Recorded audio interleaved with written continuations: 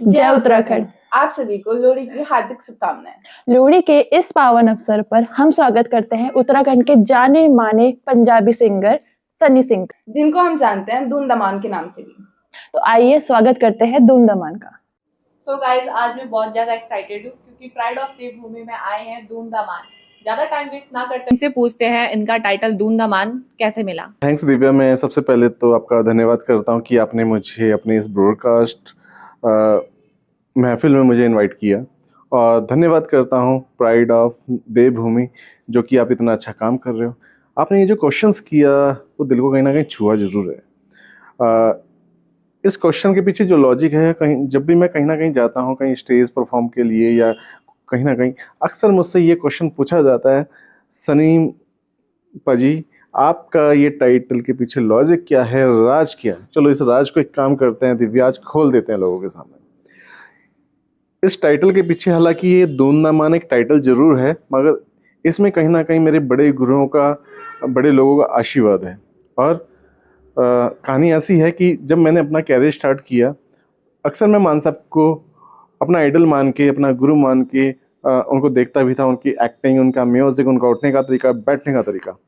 But फिर मैंने उनको अपना गुरु धारण किया। हालांकि मैंने उनके साथ कभी बैठा तो नहीं हूँ, बट धीरे धीरे जब मैंने स्टेज पे परफॉर्म किया, पता नहीं लोगों को मेरी परफॉर्मेंस में वो झलक दिखी, लोगों ने मेरे को मान साहब, और धीरे धीरे करते हुए वो दून दमान मेरे साथ जुड़ गया। और दून दमान पीछे जो लॉजिक है, और मुझको प्राउड भी फील होता है, और मुझे इस पे गर्व है। वो क्यों? क्योंकि पहली बात, एक तो मैं उत्तराखंड की मिट्टी में हूँ और यहाँ की मिट्टी पर होने पे मुझे गर्व है। दूसरा, मान, यानी कि यहाँ के होने पे मुझे मान है, यानी कि दून दा मान, यानी कि बात सीधी सी है। आप जिस मिट्टी पे रहते हो उसके मान को, उसकी खुशबू को आप जहाँ जहाँ आप जाते हो वहाँ वहाँ पे आप उसको फैला रहे हो। इसके पीछे का ये लॉजिक है। सर, इसी के साथ आगे बढ़ते हैं और मैं ये जानना चाहूंगी, जो आपका म्यूजिक इंडस्ट्री का एक्सपीरियंस है, क्या आप हमारे दर्शकों के साथ उसका एक छोटा सा समरी शेयर कर सकते हैं? दिव्या, बहुत अच्छा क्वेश्चन किया आपने।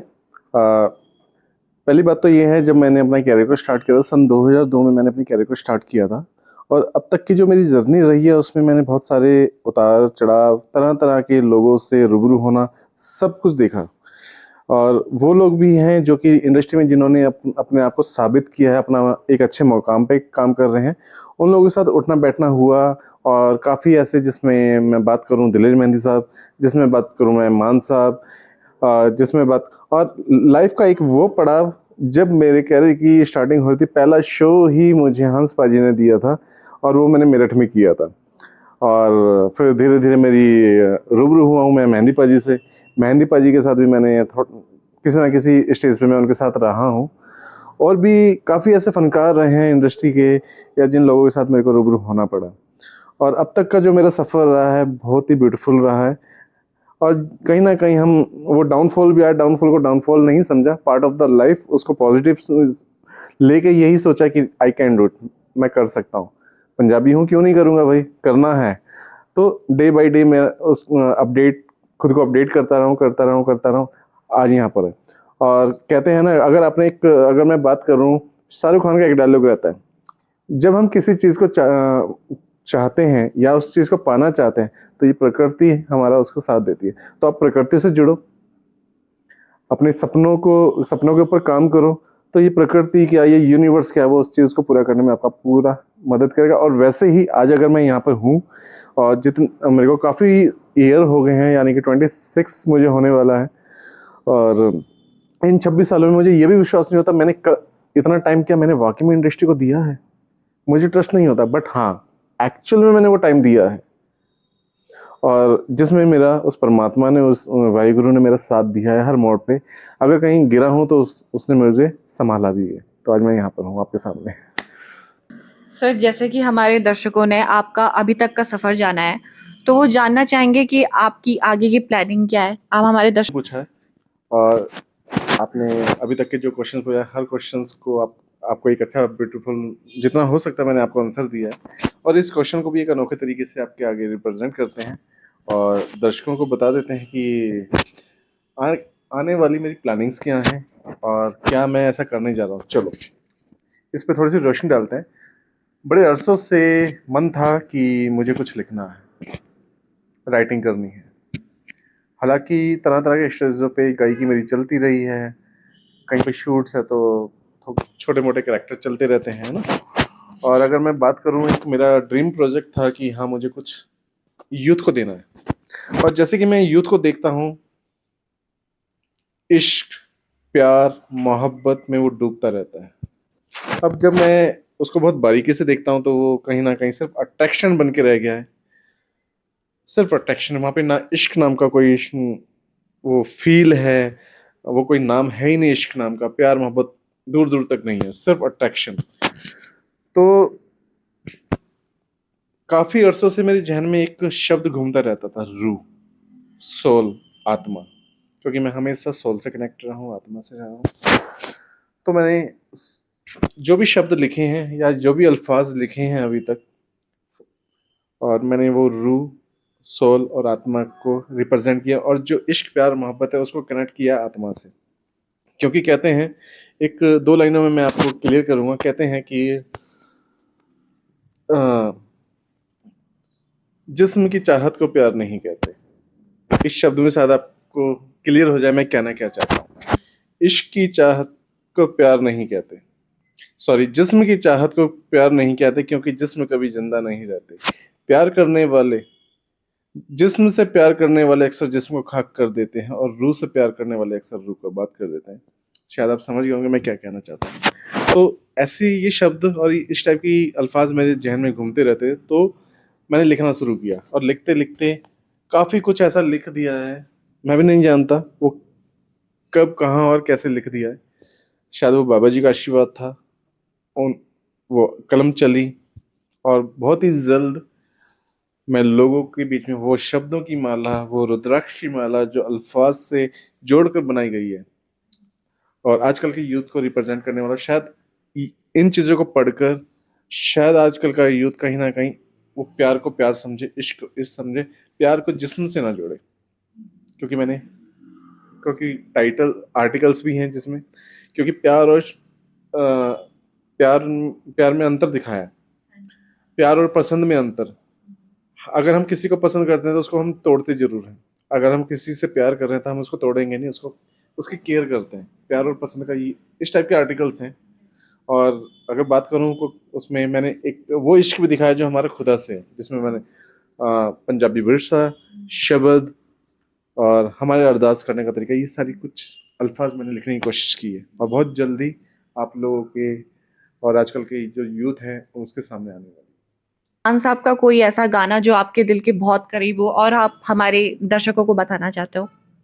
दिव्या, बहुत अच्छा आपने क्वेश्चन पूछा है कि ऐसा कौन सा सॉन्ग, कौन सा गीत जो मेरे दिल के करीब हो। अक्सर जब भी मैं कहीं अपने परफॉर्मेंस की या स्टेज की स्टार्टिंग करता हूँ, वो मान साहब का एक ऐसा सॉन्ग जो कहीं ना कहीं अपनी रियल लाइफ में भी मैं गुनगुनाता रहता हूँ। और ये आने वाले, ये हर उस कपल्स के लिए एक डेडिकेट कर रहा हूँ मैं इस सॉन्ग को। चलो जी, गुनगुनाते हैं मान साहब का वो सॉन्ग जो अक्सर मैं अपने स्टेजों पे गुनगुनाता रहता हूँ, और टाइटल है दिल दा मामला। दिल दा मामला है, दिल दा मामला है, कुछ ते करो सजन, कुछ ते करो सजन, तौबा खुदा दे वास्ते, पीड़ा हरो सजन। दिल वो नाजुक जा दिल है मेरा, कल की दिल होया तेरा, रात नू नींद ना आवे, खान नू पवे हनेरा, सोचा विच गोते खांदा, चढ़दा है नवा सिरा, ऐदां जे हुंदी ऐ सी ओ मर जाएगा सिख तेरा हो, जितना करो सजन। दिल ओ दिल दा मामला है, दिल दा मामला है। चलो दर्शकों, जैसे कि सनी पाजी ने अपना अभी तक का सफर और आगे की प्लानिंग हमें बताई, वैसे ही मैं उनसे ये जानना चाहूंगी कि हिंदुस्तान का जो फेस्टिवल है, उनको उन सारे कल्चरों में से कौन सा कल्चर उनके दिल के सबसे ज्यादा करीब है? चलो उनसे जानते हैं। आपको बता देता हूँ, हमारे हिंदुस्तान कल्चर्स में तरह तरह के क्षेत्रों में हैं, तरह तरह के देश में, या हर सॉरी, मेरे पास शब्द नहीं है बोलने के लिए, फिर भी मैं आपको बता देता हूँ। कुछ ऐसे कल्चर जो मेरे को बहुत पसंद आते हैं, जैसे कि हमारे गढ़वाल का कल्चर है। और उस कल्चर को मैं बहुत ज़्यादा तो नहीं जानता हूँ, बट जब भी हमारे गढ़वाल के कल्चर में जहाँ फ्लूट आ जाती है तो समझ में आ जाता है, हाँ हाँ, मैं गढ़वाल में हूँ और मैं एक गढ़वाल का निवासी हूँ, और मैं गढ़वाल की पहाड़ियों पे चल रहा हूँ। एक ऐसे ही एक पता नहीं कौन सी मूवी में एक सॉन्ग था, मायने मेरी चंबे दी राहे, मैं चंबे जाना जरूर। वो भी एक ऐसा लगता है कि उस सॉन्ग को सुनते हुए मैं किसी राग को गुनगुना रहा हूँ। वो सॉन्ग इतना दिल के करीब है। अब बात करें हिंदुस्तानी कल्चर की, उस कल्चर में साउथ का अपना अलग कल्चर है, वो भी मुझे पसंद है। अब बात करते हैं एक वो फेस्टिवल जो कि हम पूरे साल में गणपति विसर्जन है, वो मेरे दिल के करीब है, क्योंकि जब तक गणपति जी को का नाम ना है तो वहाँ पे हमारी कामयाबी आगे नहीं बढ़ती है, तो उनको पुकारना बहुत बहुत जरूरी है। और बात करें, अब मैं बात सारी घुमा के बात ना करते हुए अगर मुद्दे की बात करूँ तो हमारा पंजाब कल्चर, जब तक पंजाब की मिट्टी की बात ना करो तो वो चीज़ें अधूरी। पंजाब का कल्चर की अगर बात करूँ, वहाँ पे जब तक सरसों का साग, मक्की की रोटी या वहाँ के जो साज हैं, सारंगी, चिमटा, डफली, इन चीज़ों की बात ना करता, हम उस कल्चर से अधूरे हैं। और जहाँ पंजाबी कल्चर आता है तो सबसे पहले तो वहाँ पे टर्बनी आगे आती है। जैसे कि मैं उत्तराखंड की मिट्टी में रहते हुए पिछले कई वर्षों से इंडस्ट्री में काम कर रहा हूँ, और जिस टाइम मैंने शुरू किया था मेरे साथ में काफ़ी और भी पंजाबी सिंगर हुआ करते थे, बट मेरे को यकीन नहीं है कि वो सफ़र मैंने तय किया है, और बड़ा कंपटीशन रहा है, वन बाय वन। आज अगर मैं बात करूं, आप चाहे सोशल पेज पे जाके देखिएगा, आज एक लोता में उत्तराखंड में एज अ पंजाबी सिंगर काम कर रहा हूँ। और दूसरा, टर्बन को कहीं ना कहीं रिप्रेजेंट कर रहा हूँ तरह तरह के डिज़ाइन में, चाहे वो वेडिंग्स हो। मेरे पीछे मेरी टीम है जो कि टर्बन क्रिएट कर रही है। हाँ, स्टार्टिंग मैंने की थी टर्बन, जिसमें पटियाला शाही है, जयपुरी है, जोधपुरी है, तरह तरह के डिज़ाइन मुझे आते हैं। और कई बार तो ऐसे ऑर्डर्स होते हैं कि 1 घंटे में 400 टर्बन्स मैं एक लोता किला कई बार कवर कर लेता हूँ। और पंजाबी कल्चर, गढ़वाल का कल्चर, राजस्थान का कल्चर, वो सारे कल्चर मेरे दिल के करीब है। अगर मैं फेस्टिवल की बात करूँ, मेरे को सबसे अच्छा लगता है कलरफुल त्यौहार, यानी कि हमारी होली। अगर लाइफ में कलर नहीं है तो वो जो लाइफ है ना, वो लाइफ अधूरी है। लाइफ में कलर होना बहुत जरूरी है। अब बात करते हैं थोड़ा सा आगे।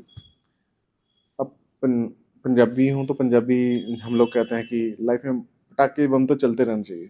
बात करते हैं दिवाली, तो दिवाली भी हमारे लिए उतनी इंपॉर्टेंट है जितनी हमारे लिए होली। ये है हमारे हिंदुस्तान यानी कि हिंदू रीति रिवाज की वो त्योहार। अब बात करूँ मैं पंजाबी कल्चर के अकॉर्डिंग जो त्योहार है वो मुझे गिनती के 2 से 3 त्योहार ही अच्छे लगते हैं। पहली बात करें लोहड़ी, और जब तक लोहड़ी पे धूम धड़ाका, मौज मस्ती, डांस ना हो, वो मूंगफलियाँ, वो पॉपकॉर्न, वो रेवड़ियाँ, और उसमें जब तक गुड़ ना हो तो वो प्रसाद अधूरा है। और अब थोड़ा सा आगे और बढ़ते हैं।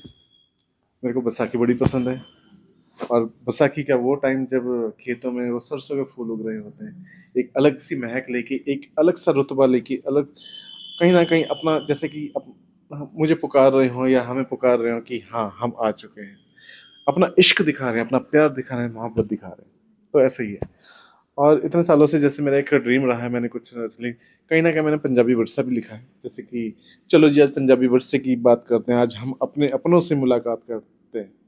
चलो जी आज पंजाबी वर्षे की बात करते हैं, आज हम अपने अपनों से मुलाकात हैं। कभी फुलकारी, कभी सग्गी फुल, चलो जी आज उस मुटियार से बात करते हैं। चलो जी आज हम पंजाबी वर्षे की बात करते हैं। पंजाब में बहती वो 5 दरियाओं की बात करते हैं। पंजाब जो है वो 5 दरियाओं से मिलकर बना है। पंजाब में बहती वो 5 दरियाओं की बात करते हैं, उन दरियाओं से पहले 5 तख्त के आगे सर झुका के हम अरदास करते हैं। चलो जी आज हम पंजाबी वर्षे की बात करते हैं। पंजाब में वो जन्मे जो वीर योद्धा, पंजाब में जन्मे वो वो वीर योद्धा, उनकी मिट्टी से आज हम मुलाकात करते हैं। चलो जी आज हम पंजाबी वर्षे की बात करते हैं। कुछ ऐसी ये चीज़ें रही हैं। और पंजाबी कल्चर, हिंदुस्तान के वो कल्चर मेरे दिल के बहुत करीब है, जहाँ पे हमें हम अपनों से जुड़ते हैं, वो कल्चर मुझे बहुत पसंद है। आप पंजाबी हो और हम बचपन से देख रहे हैं कि पंजाबी बैकग्राउंड ज़्यादा आर्मी में जाता है, तो मैं आपसे ये पूछना चाहूँगी कि आपने फ़िल्म लाइन ही क्यों चूज़ करा? इसका कोई पीछे कोई कारण बता सकते हो आप हमारे दर्शकों को? दिव्या, बहुत अच्छा क्वेश्चन है। जैसे कि मैं जानता हूँ कि इस शो की डायरेक्टर प्रोड्यूसर काजल ठकुरी जी भी यहाँ पर हैं, और मैं दर्शकों के साथ उनको भी ये बताना चाहूँगा और साथ के साथ आपको भी बताना चाहूँगा, मैंने ये लाइन, म्यूजिकल लाइन और ये म्यूजिकल फील्ड ही क्यों चूज़ किया, इसके पीछे का लॉजिक क्या है। जब मैं छोटा था, होता क्या था कि जब मैं घर पे था, मेरे घर में पहली बार मैंने उस हारमोनियम देखा। मेरे चाचा थे, उन्होंने गुरुद्वारे में शबद कीर्तन करने के लिए एक छोटा सा हारमोनियम लिया। कुछ दिन उसकी तालीम ली, बट उसके बाद वो हारमोनियम एक कॉर्नर में पड़ा रहता था। वो सुबह से लेके शाम तक मेरा हर बार उस पर ध्यान जाता था, हारमोनियम पड़ा है, इसको कोई यूज ही नहीं कर रहा। वो कई कई दिन बीते, टाइम बीता, मत रहा, बट अचानक ही मैंने उस हारमोनियम को उठाया, चाचा से परमिशन लेके मैंने बजाना शुरू किया। हालांकि स्टार्टिंग में मुझे वो बोर लगा बड़ा, क्योंकि मेरा जो सपना था वो आर्मी में का ही था, सिख रेजिमेंट में जाने का। वहाँ के लिए भी मैंने बड़े फॉर्म्स भरे, मैंने स्कूल टाइम में एनसीसी भी की है ना। बट वो हारमोनियम जब मेरे को चुभने लगा, बट मैंने चाचा के परमिशन से उसको लिया, बजा, साउंड अच्छी लगी। स्टार्टिंग में बहुत बोर लगा। फिर मेरे ही मोहल्ले में, मेरे ही एरिया में कुछ ही दूरी पे एक म्यूज़िक टीचर रहती थी। मैं वहाँ पहुँचा, फिर उस हारमोनियम को बजाया, बड़ा अच्छा लगा साउंड, बोर जरूर लगा। वो जब मैंने सीखना शुरू किया, क्लासिकल मैंने स्टार्टिंग की, वो साल 1.5 साल तो मेरे लिए ऐसा रहा कि बस बोर, कुछ नहीं। बट जब धीरे धीरे उसकी आदत पड़ी, वो बोरियत मुझे बहुत अच्छी लगने लगी, वो साउंड इतनी अच्छी लगने लगी, वो फील, यानी कि सीधा कनेक्टिंग जो हमारी आत्मा होती है ना, उस म्यूज़िक के साथ वो कनेक्टिंग हमारे गॉड से, हमारी वहाँ से होनी। वो जो मेरा आर्मी वाला सफ़र था ना, वहाँ से हट के मेरे को नहीं पता चला किस टाइम बाबा जी का इशारा हुआ और मैं कूद पड़ा अपनी म्यूज़िक लाइन में। वो सफ़र आज आपके सामने है। ये मेरा सफ़र रहा है कुछ ऐसा। और इसको इसलिए भी मैंने चूज़ किया क्योंकि म्यूज़िक में जितना मैं घुसता गया, मेरी दिल, दिमाग, आत्मा, रूह को एक सुकून सा मिलने लगा। वहाँ मुझे फाइट करनी है और यहाँ पे मेरे को सुकून मिल रहा है, तो यहाँ पे मैं लोगों के साथ प्यार, मोहब्बत, इश्क बांटता चला गया। कुछ ऐसा रहा है। सर, आपने पॉडकास्ट के स्टार्टिंग से लेकर अभी तक सारे आंसर पॉजिटिव में दिए हैं। हमारी टीम भी चाहती है और मैं भी चाहती हूँ कि आप प्राइड ऑफ देवभूमि के जितने दर्शक हैं, हमारे यूथ है, उनको कोई पॉजिटिव मैसेज दे। दिवा, ठीक है, आप और आपकी टीम चाहती है एक पॉजिटिव मैसेज दर्शकों तक पहुंचाते हैं आपके ब्रॉडकास्ट प्रोग्राम के माध्यम से। दिवा, बात ऐसी है, और इसको बहुत बारीकी से और बहुत बारीकी अध्ययन में जाकर मैंने इसको महसूस किया है। हम अक्सर क्या है, आज के दौर में हम लोग जी जरूर रहे हैं, हम कहीं ना कहीं खुद को भूल चुके हैं, हम कौन हैं। ये मैं बात थोड़ी सी स्पिरिचुअलिटी की करने जा रहा हूँ, और जैसे जहाँ पर वो स्पिरिचुअलिटी हमें ये दिखाती है, हम अगर हम जी रहे हैं, हम खाली जी रहे हैं, हम कनेक्टेड नहीं है कुछ चीज़ों से। और आजकल का यूथ बस, मेरा वो सपना है, मैं पूरा नहीं हुआ था, वो टूट जाता है, रोने लग जाता है। क्यों नहीं, हर चीज़ पूरी होती है, आप करके तो देखो, I can do it. But अगर शाहरुख खान ने अपनी उस फिल्म में ये बोला है ना, आप जिस चीज़ को आप चाहते हो, एक शिद्दत से उस चीज़ को पुकारिए, प्रकृति उसका, ऐसे ही नहीं बोली है, वो चीज़ एक्चुअल में पॉजिटिव है। बात कर रहा हूँ मैं स्पिरिचुअलिटी, यानी कि आप एक बार प्रकृति के साथ जुड़ो, आपके घर में अगर फूल पौधे हैं उनके साथ जुड़ो, आप अगर आपके आसपास एनिमल हैं उनके साथ जुड़ो, आप आपके आसपास की जो एनर्जी आप क्रिएट कर रहे हो, आप उसके साथ जुड़ो। आप किसी ने थोड़ा सा रॉन्ग बोल दिया, आप नेगेटिव हो जाते हो। हमारा जो एक अध्ययन, यानी कि हम क्या क्या चीज़ क्रिएट कर, जैसा हम क्रिएट कर रहे होते हैं, तो वो चीज़ हमारे साथ क्रिएट हो रही होती है। तो कहने का मतलब मेरा ये है, आप पॉजिटिव रहो, हर चीज़ पॉजिटिव होती चली जाएगी। आपने ये सोच लिया कि हाँ, ये एक तरह से मैनिफेस्ट का भी एक रास्ता है। और जब आप मैनिफेस्ट सही तरीके से, यानी कि आप एक रब के आगे अरदास लगाते हो ना, परमात्मा के आगे, उस ईश्वर के आगे। जरूरी तो नहीं वो एक बार में पूरी हो जाए। अब अगर मंदिर जाना छोड़ दो क्या होगा? वो माँ, वो परमात्मा, वो खुद खींचता है आपको, वो एक एनर्जी है। और जब भी आप कोई चीज, आप घर से बाहर निकलो, हर वो अपॉर्चुनिटीज आपके आगे हैं, बस उस अपॉर्चुनिटीज को सही टाइम पर उस चीज को महसूस करने की देर है, और आपको वो चीज सही टाइम पे मिलेगी। और हमारा डिवाइन टाइम, और ये जो परमात्मा ने, उस कुदरत ने ये चीज रच दी है ना, आपको जो भी मिलना है वो राइट टाइम पे। हाँ, आपको अपने कैरियर के लिए उस प्लानिंग पे आना जरूरी है। जब हम कोई चीज लिख देते हैं ना कि हाँ मेरे को इतने टाइम में ये चीज चाहिए, तो वो चीज मिलती जरूर है, क्योंकि करके हमें सबसे पहले उस चीज को भूल जाना चाहिए। क्योंकि जिस चीज